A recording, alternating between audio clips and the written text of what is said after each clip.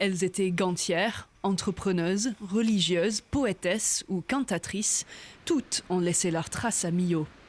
Pour faire écho à la journée des droits des femmes, les commerçants de la ville ont choisi de leur rendre hommage. J'ai sélectionné 5 portraits de Millawoises qui avaient œuvré pour la ville. Donc toi, je trouvais que ça se prêtait bien, c'était Emma Calvé.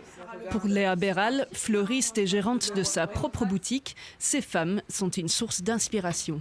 Grâce à elles, on peut peut-être au jour d'aujourd'hui être là où on est aussi. Parce qu'elles se sont battues pour tout, enfin, pour pouvoir exercer leur métier ou leur passion. C'est un bel hommage qu'on peut leur rendre.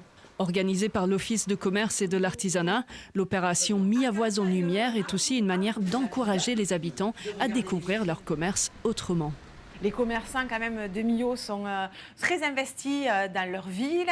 C'est pas facile actuellement.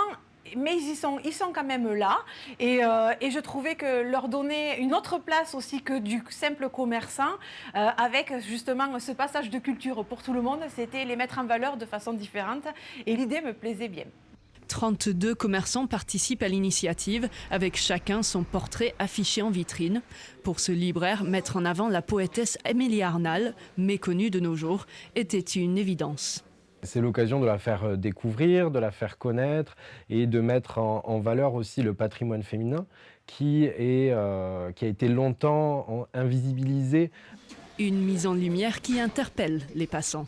Je ne connais pas cette Millawoise, Émilie Arnal, et je m'apprête à regarder et à chercher ce qu'elle a écrit. C'est une très bonne initiative, d'autant plus que c'est des femmes qui ont vécu à une certaine époque et qui effectivement ont une histoire et un passé, et pour nous c'est intéressant.